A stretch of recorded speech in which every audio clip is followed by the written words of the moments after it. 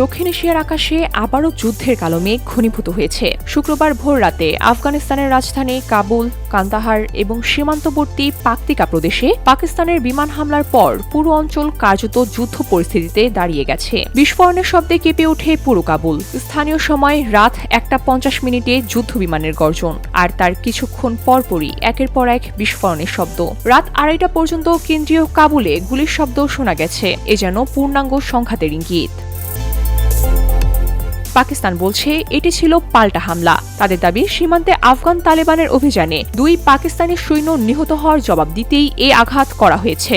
অন্যদিকে তালেবান সরকারের মুখপাত্র জবিউল্লাহ মুজাহিদ জানিয়েছেন, পাকিস্তানের হামলায় কাবুল, পাকতিকা ও কান্দাহারের বিভিন্ন স্থানে বোমা পড়েছে।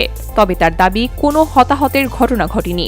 কিন্তু পাকিস্তানের তথ্যমন্ত্রী আতাউল্লাহ তারা তার এক্স পোস্টে প্রকাশ্য যুদ্ধের ঘোষণা দিয়ে বলেন, এটা কেবল শুরু। তার দাবি, পাকিস্তানের হামলায় 133 তালেবান সদস্য নিহত এবং 200-রও বেশি আহত হয়েছেন। আর তালেবানের প্রতিরক্ষা মন্ত্রণালয় দাবি করছে, তাদের হামলায় 55 জন পাকিস্তানি সৈন্য নিহত হয়েছে এবং বেশ কয়েকজন আটকও হয়েছেন। তবে প্রকৃত হতাহতের সংখ্যা এখনো পর্যন্ত জানা যায়নি।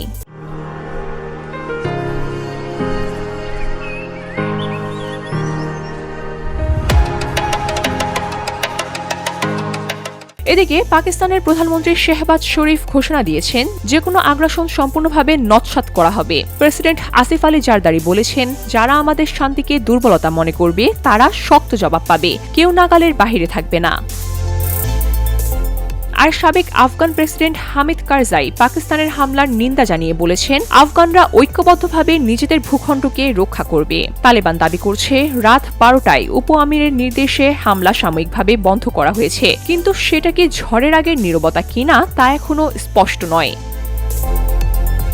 প্রসঙ্গত, পাকিস্তানের ভিতরে আত্মঘাতী হামলার পর ইসলামাবাদ আফগান ভূখণ্ডে জঙ্গি ঘাঁটিকে লক্ষ্য করে হামলা চালায়। তবে কাবুল দাবি করে, বেসামরিক ঘরবাড়ি ও একটি ধর্মীয় স্কুলে আঘাত করা হয়েছে। তাছাড়া সীমান্তে টিটিপি ইস্যু দীর্ঘদিন ধরে 2 দেশের মধ্যে অবিশ্বাসকে বাড়িয়ে দিয়েছে। গত অক্টোবরে যুদ্ধবিরতির পরও একাধিকবার গোলাগুলি ও বিমান হামলার ঘটনা ঘটেছে। যদি এই সংঘাত এখন পূর্ণাঙ্গ যুদ্ধে রূপ নেয়, তাহলে পুরো দক্ষিণ এশিয়া নিরাপত্তা সংকটে পড়বে। নতুন শরণার্থীর ঢল শুরু হতে পারে, আঞ্চলিক শক্তিগুলোর কূটনৈতিক ও সামরিক হস্তক্ষেপ বাড়বে এবং সীমান্ত জুড়ে দীর্ঘমেয়াদী সামরিক মোতায়েনও হতে পারে। এখন সবচেয়ে বড় প্রশ্ন, এটি কি সীমিত প্রতিশোধমূলক হামলায় থামবে, নাকি ইতিহাসে এক নতুন রক্তক্ষয়ী অধ্যায়ের সূচনা হতে যাচ্ছে? দক্ষিণ এশিয়ার মানচিত্রে আগুনের রেখা আঁকা হচ্ছে। দেখার বিষয়, সে আগুন কতটা ছড়ায়।